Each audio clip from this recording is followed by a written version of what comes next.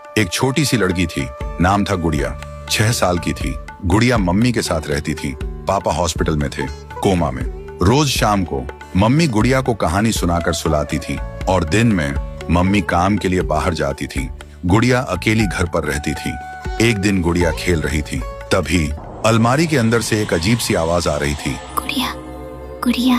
गुड़िया दबे पांव अलमारी के पास जाती है और अलमारी खोलती है, लेकिन अलमारी में कुछ नहीं होता। अगले दिन गुड़िया रूम में झाड़ू लगा रही थी, तभी फिर से वही आवाज आई। गुड़िया, गुड़िया। गुड़िया अलमारी के पास जाती है और अलमारी खोलती है, लेकिन इस बार अलमारी में एक आंख दिखाई दी। गुड़िया डर गई और तुरंत भाग के मम्मी के पास जाती है। वो मम्मी को बताती है, लेकिन मम्मी बोलती है, पागल मत बन गुड़िया, अलमारी में कुछ नहीं है, तेरा वहम होगा। पर गुड़िया ने सच में सुना था। वो आवाज बोल रही थी, मैं तेरी छोटी बहन हूँ, मुझे बाहर निकाल गुड़िया। फिर गुड़िया ने मम्मी से पूछा, क्या मेरी कोई बहन थी? सुनकर मम्मी चुप हो गई। आंखों में आंसू आ गए और बोली, कुछ बातें भूल जाना ही अच्छा होता है बेटा।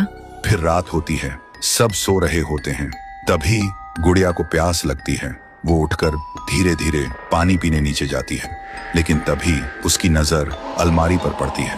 वह देखती है अलमारी अपने आप खुल रही थी और उसमें से एक छोटी सी लड़की निकलती है। वो बोलती है, गुड़िया, मैं तुझे लेने आई हूँ, अब से हम दोनों साथ खेलेंगे, चल मेरे साथ। सुबह मम्मी जब उठी, गुड़िया गायब थी।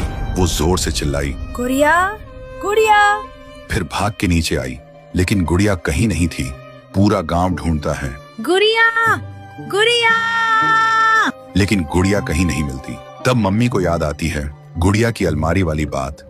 वो अलमारी खोलती है और देखती है अलमारी के अंदर एक फोटो रखी थी, 2 छोटी लड़की की, और नीचे लिखा था, अब हम दोनों एक साथ हैं, कभी अलग नहीं होंगे।